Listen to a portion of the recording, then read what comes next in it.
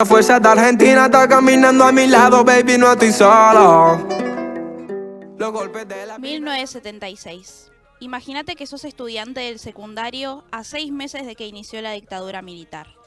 Imagínate que tenés entre 16, 17, 18 años y te organizás con tus compañeros y compañeras para tener un boleto estudiantil. Imagínate que tu campaña por el boleto estudiantil es calificada como un acto subversivo en las escuelas. Imagínate que la policía organiza un operativo donde a vos, junto a 10 compañeros, te detienen, te torturan, te desaparecen. Lo que parece una historia de terror le pasó a pibes y pibas de la ciudad de La Plata la noche del 16 de septiembre de 1976.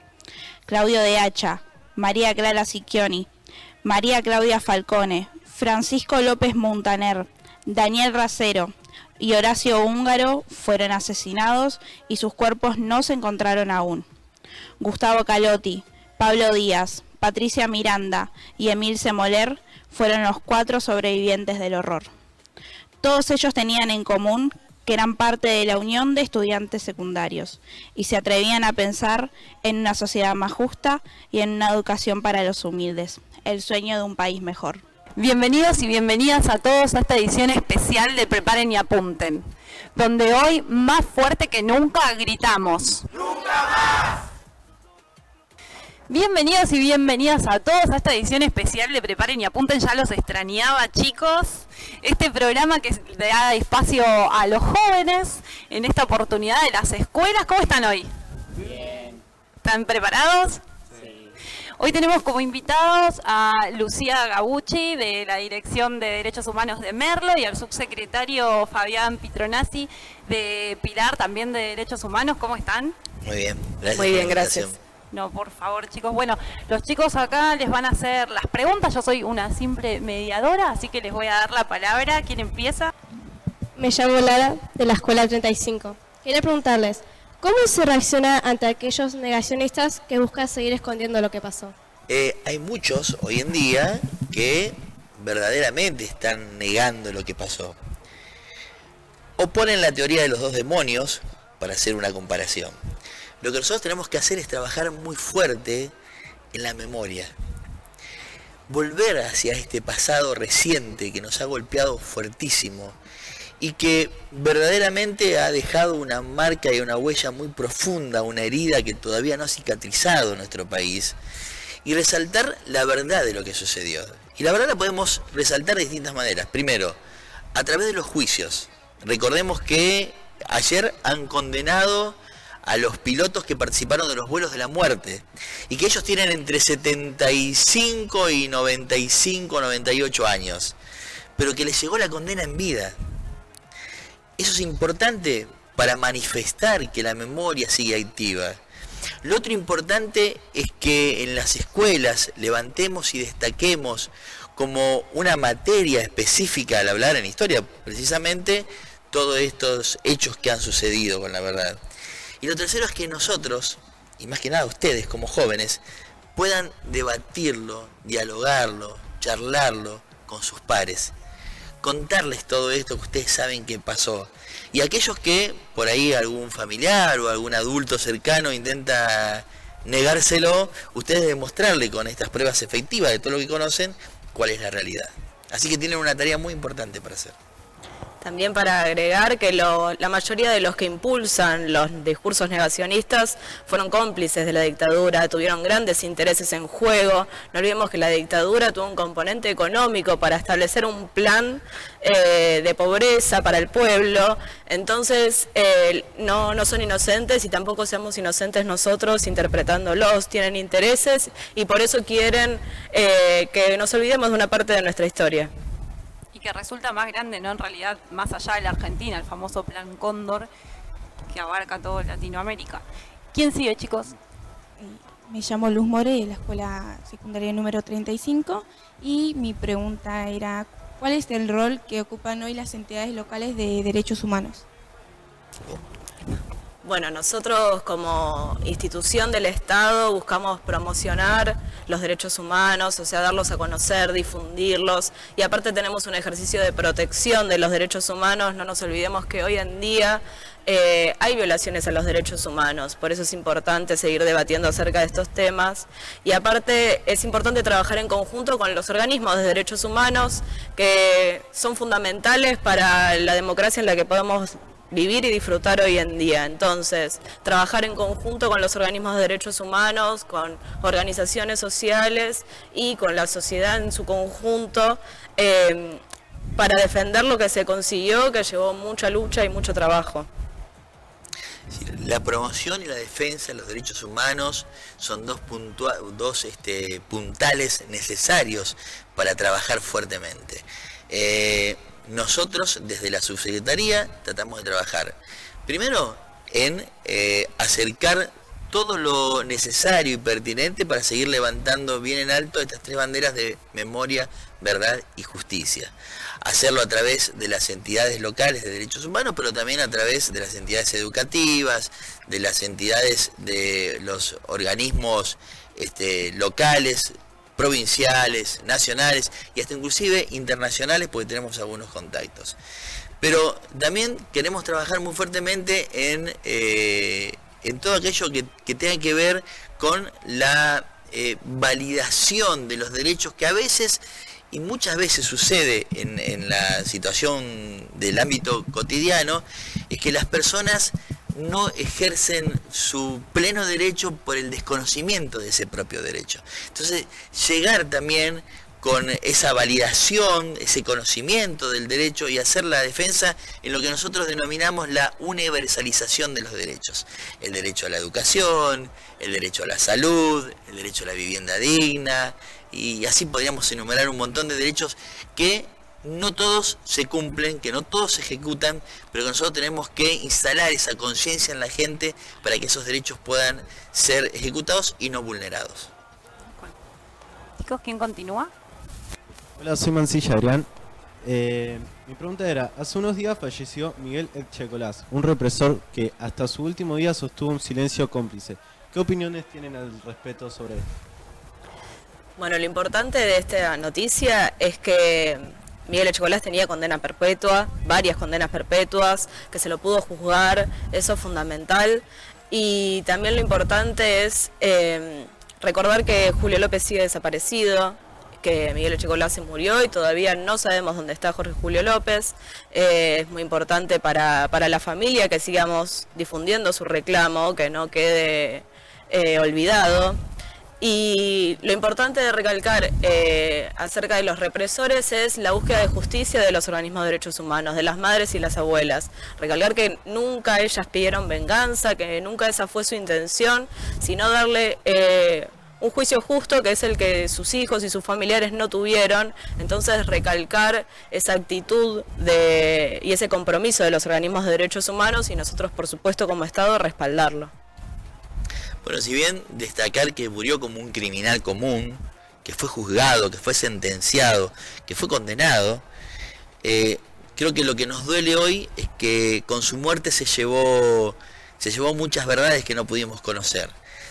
600 nietos que todavía siguen desaparecidos sin conocer su verdadera identidad, y que seguramente él debe tener o debería tener en vida datos precisos que nos pueden haber ayudado a encontrar esos nietos, y muchos cuerpos que todavía no se saben dónde están, como lo de los chicos de la noche de los lápices, que quizás él también podría haber tenido datos. Eso es lo que más nos duele y nos pesa, de no haber podido tomar esa verdad. Y la última, la desaparición de Julio López, que sabemos que él sabía claro y tenía precisiones sobre qué había sucedido con eso. Sobre Julio López, ¿qué lectura le dan ustedes a que es un desaparecido en democracia? Sí, un dolor muy grande, ¿no? Porque nosotros, y esto es la naturalización de la gente, creía que con la llegada de la democracia el tema de las desapariciones se iban a terminar, y lamentablemente tuvimos que padecer una desaparición en plena democracia con Julio López, en el momento en que él además era un testigo clave por los datos que estaba entregando en el juicio, ¿no? Así que es doloroso pensar que en democracia pueda pasar esto, pero mientras se sigan existiendo personajes siniestros, como fue Checolás, que todos vimos los que hacía mientras Julio López estaba declarando, lo pudimos ver por la televisión, el papelito, el famoso papelito y demás, esto nos tiene que comprometer aún más, comprometernos más a trabajar, a concientizarnos, a militar. La militancia no es una mala palabra, la militancia tiene que ser activa, porque la lucha por los derechos tiene que estar las 24 horas del día y tiene que ser de todos, no tan solo de un grupo, ni siquiera de un partido político, sino de todos y con mucha fortaleza. Esto nos tiene que llamar a reflexionar aún más de cuál tiene que ser nuestro rol y nuestro papel como ciudadanos comprometidos y responsables con la democracia, que nos costó muchísimo.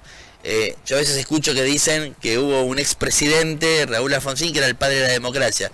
Y yo digo, los padres de la democracia fueron aquellos 30.000 compañeros que entregaron su propia vida para que nosotros hoy podamos vivir con la libertad que vivimos. También para agregar a tu pregunta y a lo que decía el compañero, es importante que las instituciones también renueven sus prácticas, ¿no? Obviamente es doloroso y estamos hablando del tema de Jorge Julio López, que tiene que ver sobre todo con la causa que se estaba atravesando en ese momento, la causa judicial, pero también hay otros desaparecidos en democracia, hay muchísimos casos de violencia institucional que se siguen replicando, y esto tiene que ver con que las fuerzas de seguridad, sobre todo la policía, no tuvieron un recambio como lo tuvo el ejército, no tuvieron un recambio en sus prácticas, siguen repitiendo prácticas de tortura, desaparición, acoso y hostigamiento sobre todo jóvenes de los barrios pobres. Entonces hay ciertas prácticas que aprendieron en ese momento que nunca dejaron. Tal cual, nos vamos a un corte y enseguida volvemos.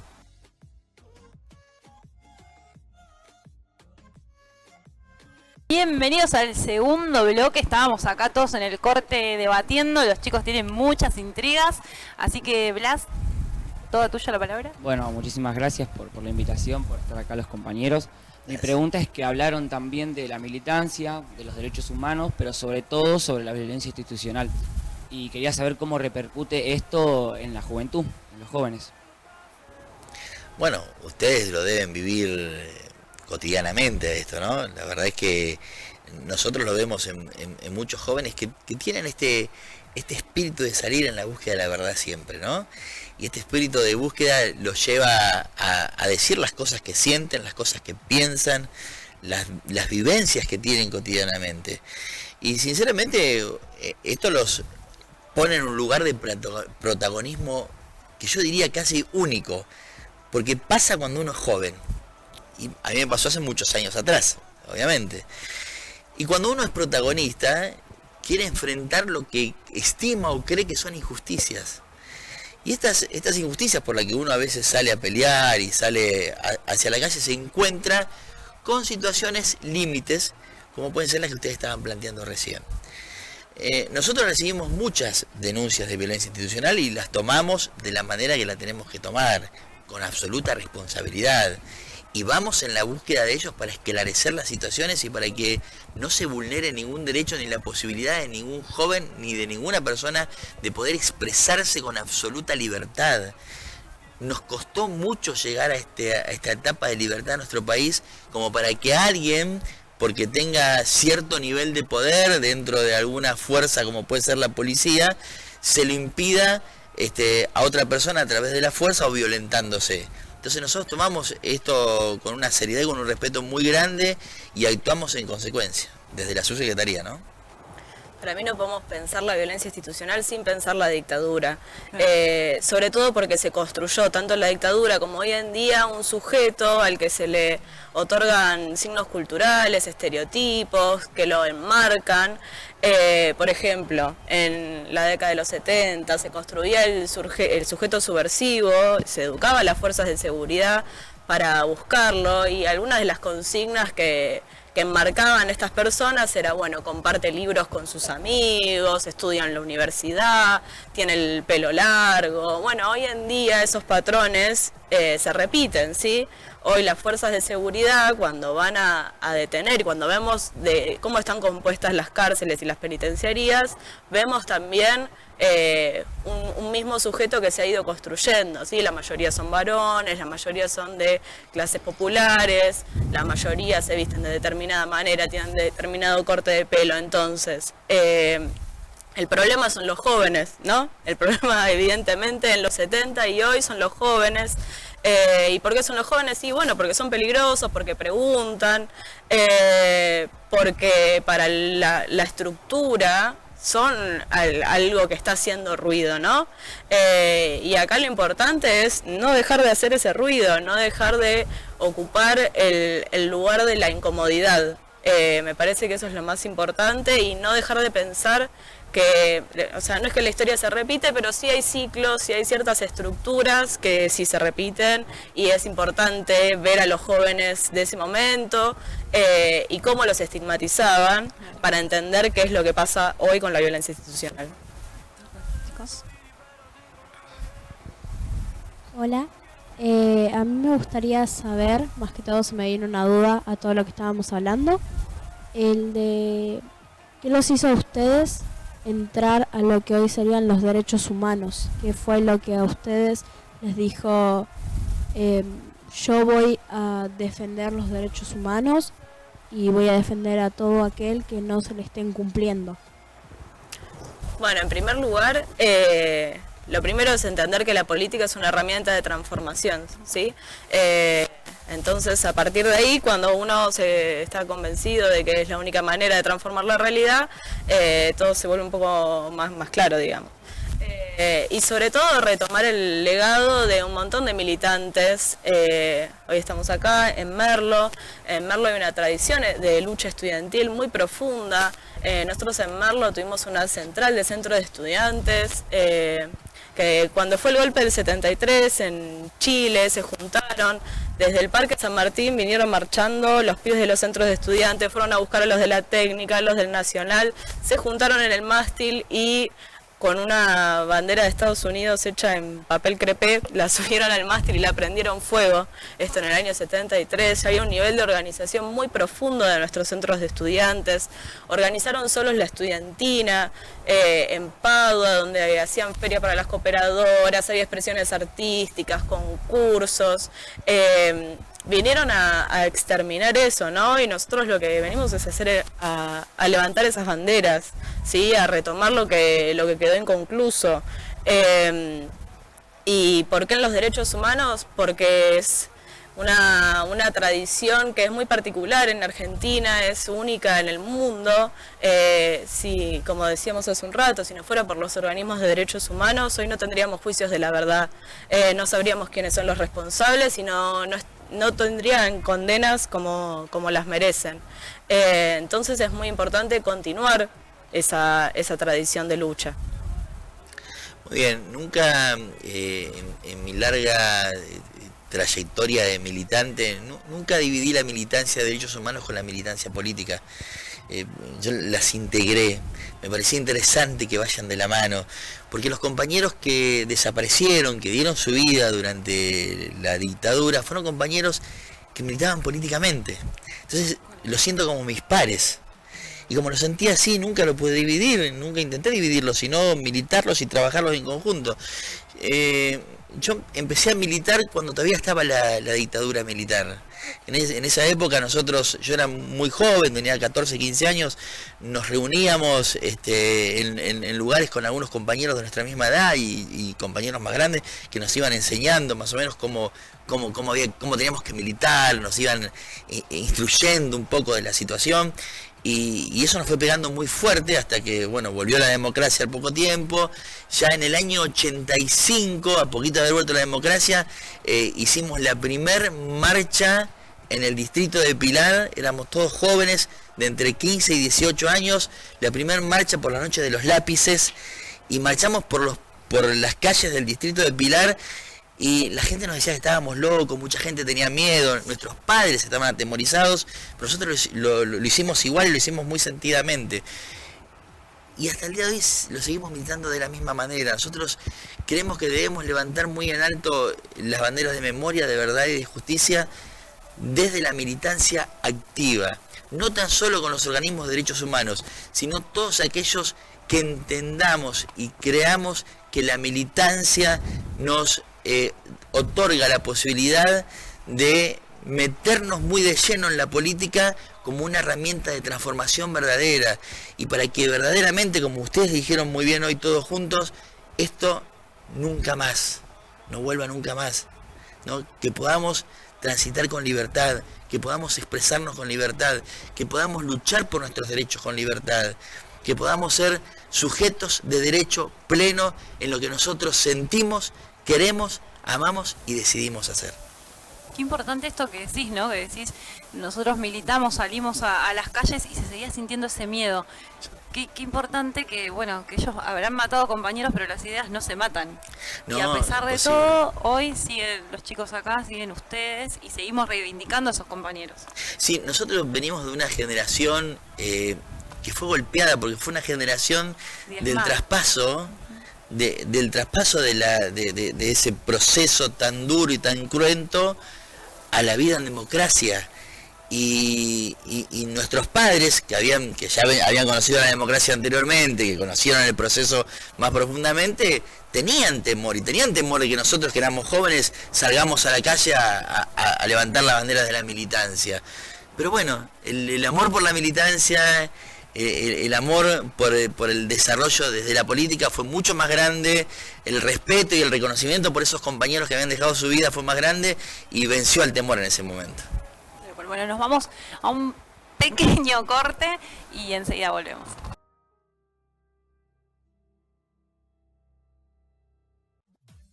Tercer y último bloque. ¿Hasta acá cómo se sienten? Muy bien.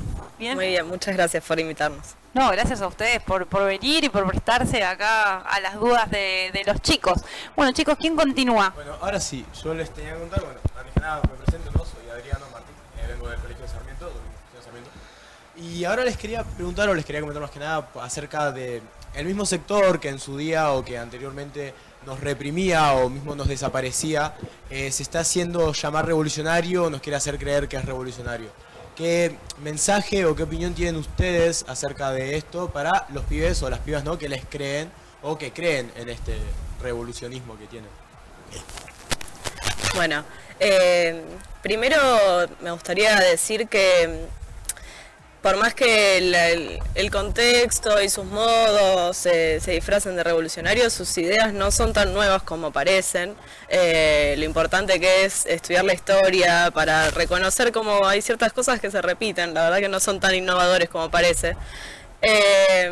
Y después que nos apropiemos nosotros de la revolución. O sea, si nosotros queremos cambiar las cosas, queremos que sean distintas, queremos un mundo más igualitario, con mucha más distribución de la riqueza, bueno, esas son ideas revolucionarias en el mundo en el que vivimos. Entonces, apropiémonos de ser revolucionarios. Apropiémonos de que las cosas como están no nos gustan y queremos cambiarlas. Entonces, tomémonos eso en serio como una tarea. Y también que es importante que nos veamos representados en nuestros dirigentes, ¿no? Ver representaciones jóvenes que vengan con ideas nuevas, con nuevas formas de hacer la política. Tenemos que adaptar nuestras banderas, no cambiando la semilla, sino las formas, a los tiempos y las plataformas en las que hoy nos manejamos. Y es importante para eso que haya más jóvenes en cargos dirigenciales, que estemos tomando decisiones, que estemos en las mesas donde se toman decisiones, que no estemos solo en el frente de juventud, que estemos en el frente de organización, en el frente de las mesas provinciales, que estemos en todos lados tomando decisiones y haciéndonos cargo de nuestro lugar.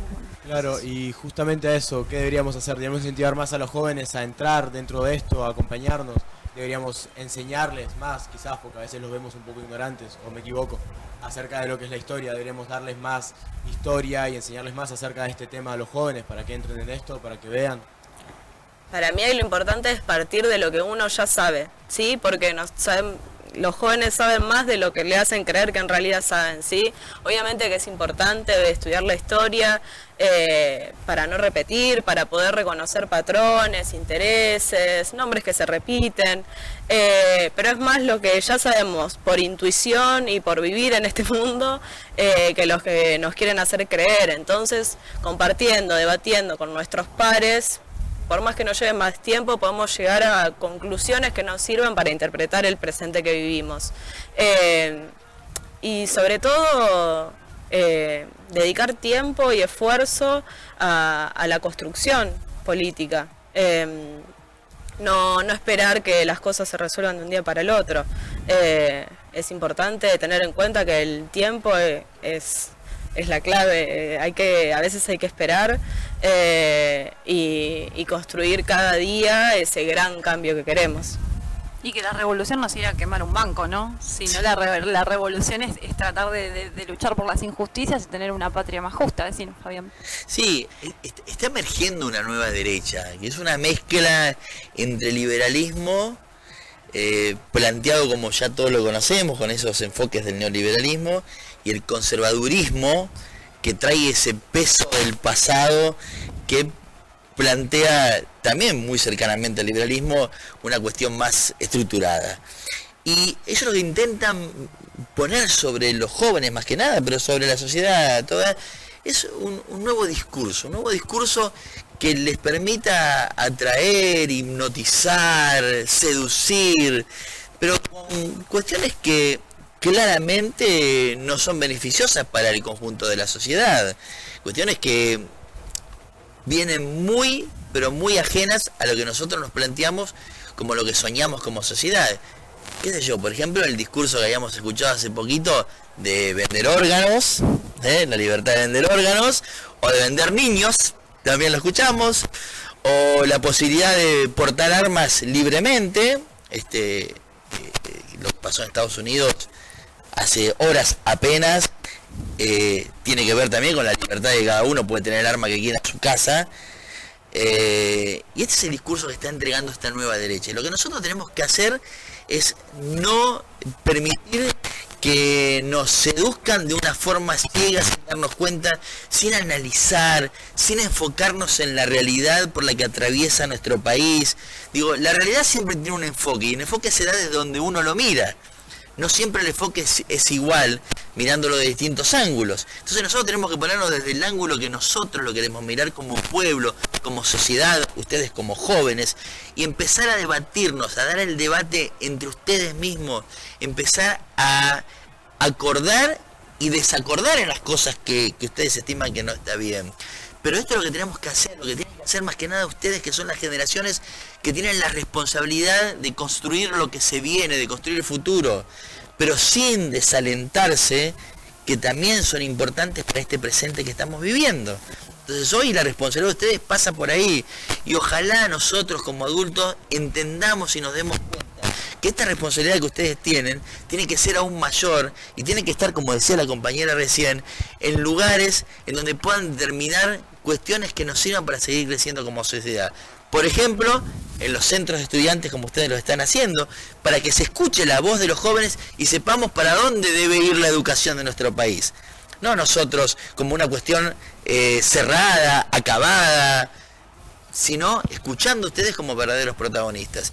Y también en sectores de gobierno, para que quienes gobiernan escuchen también la posición de los jóvenes y sepamos hacia dónde tenemos que dirigirnos. Así que me parece que es una responsabilidad conjunta, y que ustedes tienen que tomar, como decía el general Perón, el bastón de mariscal y salir al frente. Y, perdón, agrego una cosa chiquita también. Nosotros nos quedamos con los discursos de los dirigentes, ¿no? De la derecha conservadora. Pero aunque no tengamos muy claro cuántos son, también sabemos que la base de esas organizaciones está compuesta por jóvenes que parten de insatisfacciones y de cosas que no estamos llegando a ellos, que no estamos pudiendo proponer. Entonces no hay que poner una pared y es como, bueno, listo, se equivocaron ahora, nunca más los vamos a recibir. No, hay que proponerles un destino de país, que hay que seguir buscándolos, ¿sí? Porque no nos quedamos... no nos tenemos que quedar tranquilos con que ellos ya está, piensan eso, se convencieron y nunca más van a volver. Si nosotros construimos un proyecto de país y somos persuasivos y los convencemos de que todavía hay esperanza para seguir construyendo en la Argentina, es posible que cambien de opinión. No, como vos decías, Lucía, en todo caso cambiarán los actores y cambiarán los modismos, pero siempre defienden los mismos intereses y por eso es tan importante el conocer de dónde venimos, este ejercicio de la memoria que hacen los chicos para entender hacia dónde vamos y no volver a elegir lo que alguna vez nos perjudicó tanto y que si lo volvemos a elegir va a volver a tener el mismo resultado. ¿Quién continúa? Yo quería preguntar, ¿qué opinan sobre implementar, bueno, lo de educación sexual integral en primarias y qué importancia tiene esto? Bueno, es fundamental, sobre todo porque hay una ley que tiene ya casi 10 años que espera ser aplicada en todas las escuelas del país. ¿Sí? La problemática que tenemos hoy en día es que no llega a todos y todos por igual. Ese es el problema. Sobre esto es importante el trabajo que hacen los sindicatos docentes para que la formación llegue a todos sus trabajadores. Y la importancia de los centros de estudiantes, sí, es un reclamo que tenemos hace años los centros de estudiantes, cuando yo participaba en los centros de estudiantes, y es importante que tenemos una ley que nos respalda, sí, que costó mucho trabajo y que hay que cuidarla, sí, las leyes solas es papel y tinta y nada más, lo importante es que haya un movimiento que las defienda y que las construya día a día. Sí, tenemos una sociedad que ha avanzado mucho en las libertades y nosotros debemos ejercer cotidianamente esa lucha para que la libertad pueda establecerse. Y la verdad es que está vinculada estrechamente con la educación. Y todo lo que se vincula con la educación tiene un sentido claro, porque termina esclareciendo. Entonces, aquello que en algún momento en nuestro país, y hasta cuando nosotros éramos chicos, era un tema tabú, del que no se podía hablar, del que por ahí estaba hasta prohibido hablarlo en los propios hogares, en los propios núcleos familiares. No se podía. Bueno, hoy eso tenemos la posibilidad de que se tome con seriedad, que se tome con mucho respeto en las escuelas y que se le dé la oportunidad a los jóvenes que desde chicos comiencen a conocer la sexualidad, a conocer su cuerpo, a conocer el género, cuestiones que para nosotros eran absolutamente desconocidas y las teníamos que ir descubriendo de a poco y ver cómo hacíamos, porque a veces hasta teníamos el miedo o la vergüenza de poder tratarlas en casa. Y la verdad que en ese sentido hasta hemos sido una sociedad reprimida, sin poder expresarlo, sin poder hablar eso que necesitábamos saber y conocer, porque el mismo tiempo, el mismo crecimiento nos iba llevando. Bueno, hoy lo ejercemos desde la educación y me parece fundamental. También puedo agregar algo, perdón, que esta ley y estas discusiones que estamos teniendo hoy en día no hubieran sido posibles si los feminismos de nuestro país no hubieran dado las discusiones, no hubieran salido a la calle, no se hubieran encontrado como en cada encuentro plurinacional hace ya más de 30 años, sin todas esas discusiones, sin ese salir a la calle, no estaríamos teniendo esas discusiones. Así que hay que seguir participando de los espacios de géneros, de disidencia. Y sin un gobierno nacional y popular que también tomó protagonismo en esto, ¿no? Sin duda. Últimas 2 preguntas, chicos. Porque ahora en las escuelas no es que te enseñan ESI todos los días, ni una vez a la semana. Te lo enseñan una sola vez en el año y después no te lo enseñan más. Te lo dejan ahí estancado en una sola, en 3, 4 preguntas que te dan y después no te dan más la materia.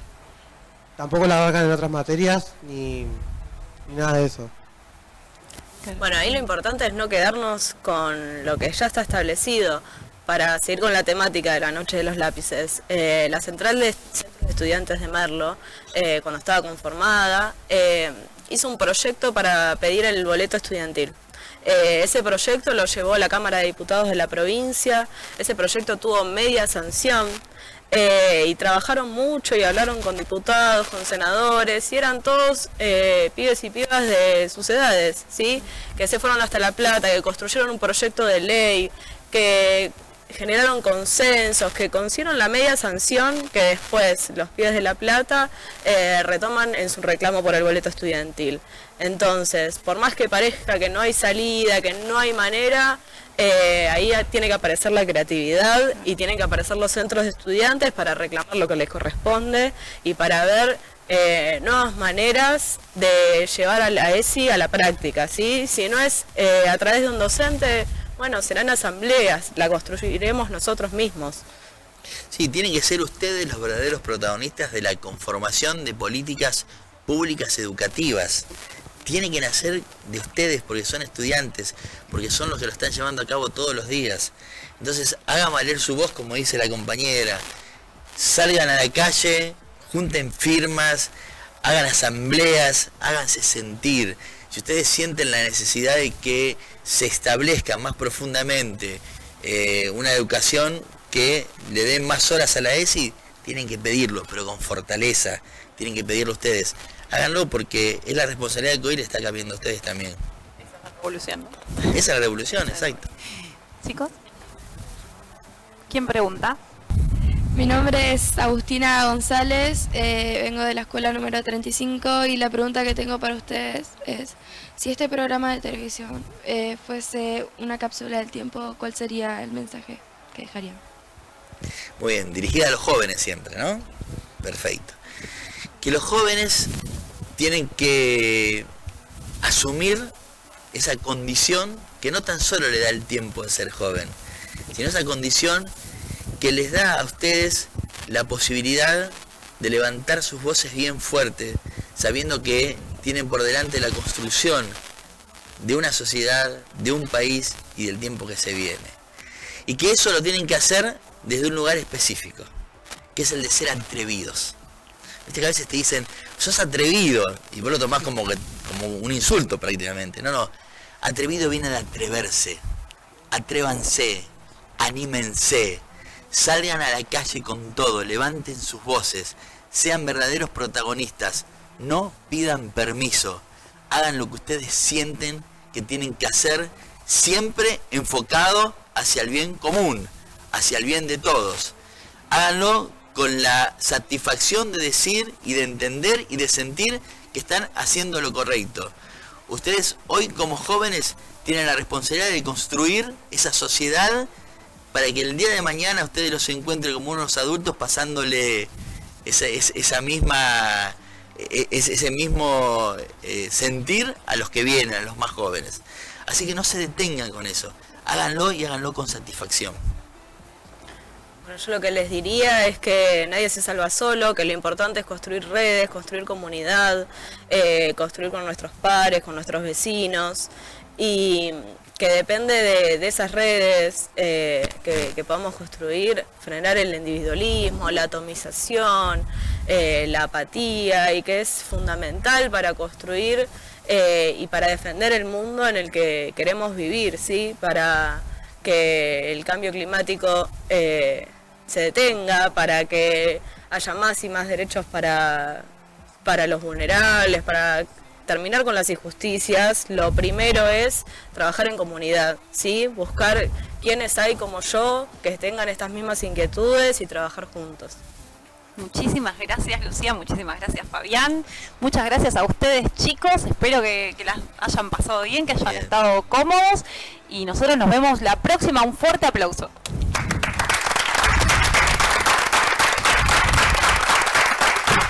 La fuerza de Argentina está caminando a mi lado, baby, no estoy solo.